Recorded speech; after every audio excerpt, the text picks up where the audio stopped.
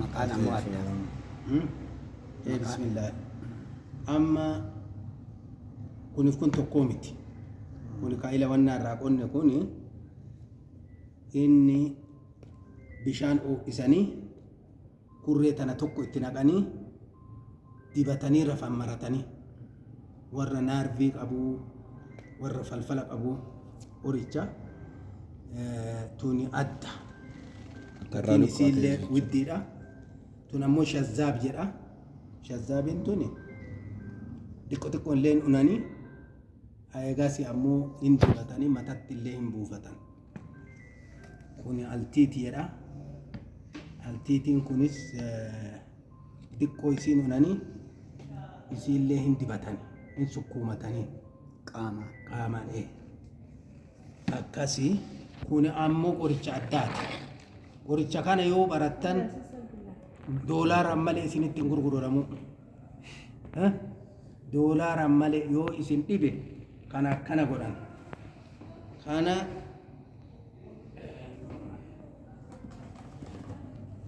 كانت guanti godhatanii nama warra falfala kafedhe haa ta'u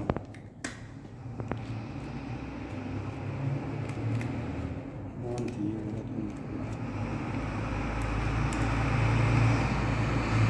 warra falfalaati warra buddaajinni guanti godhatanii isa harkarra buufattanii xiqqoo isii daftanii qadaadattan akka benziilaati wanni keessaa bada qoricha haaraa biyyan hin jiru asi buufatanii akkana fuularra qabanii xiqqoo isii tana fidanii akka mara gubanii wannaan jenne bananii irraa akkana itti goota yoo feete harka akkana xiqqishuu isii akka nukkaamsinetti akkas yoo gooti siiriin abbaa fedheetu hin dubbata. Sihiriin abbaa fedhe kanaan hin dubbata. Qoricha kana akkana hargufanii xiqqoo isii harkarra buufatanii yoo kaagubbaa akka eenyu sanii jijjiirattanii kana keessa qicattanii amsuudaa tabbitaan buuftu isaa isii jijjiirattanii akkana godhattanii nama 20-30 isinii hojjetamanni kun. Kanatti gootanii fuularra keessanii haasofsiiftanii gadhiisii jettanii itti qaraatanii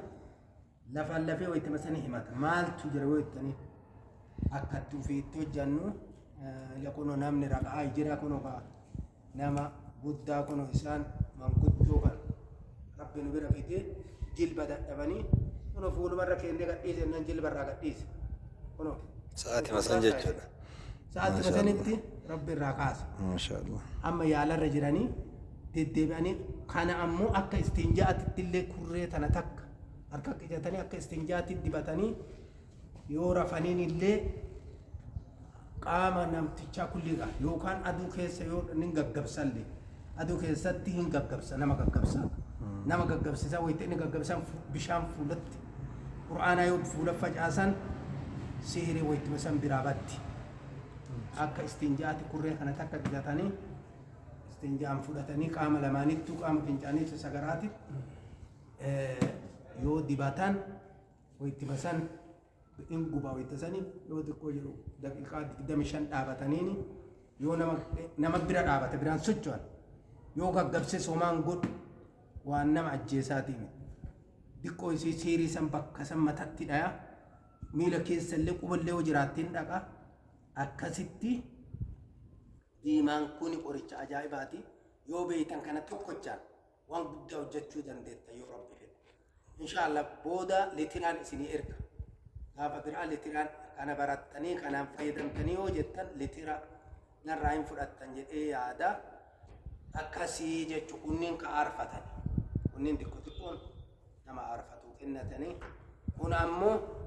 litira kana gimmaasha kun bishaan asin naqanii hargufanii nama garaa qullaatiin dhuganii akka heexootitti baasaa qoricha adda addaa walitti hammamamee jira isallee gaaf biraa yoo barbaadan baay'isinee ergina kana tokko muluma dhuganii eegas guyyaa yoo inni nama baasaa jalqabe buna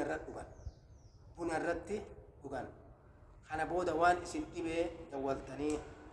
natti waan naattanii Isii kana yoo isa kan gimmaasha isaati kurani xiqqoo irraa fayyadaman moo akkam yeroo tokko jechuudha. yeroo tokko dhuman yeroo tokko kana gimmaasha kana dhaqanii yeroo tokko Kana bakka yeroo tokko nama tokko jechuudha. nama tokko abara duratti guddifnee isin arguu danda'a jechuudha. Kana barbaada. Maashaallah galatama rabbi haafisa. Fayyadamuun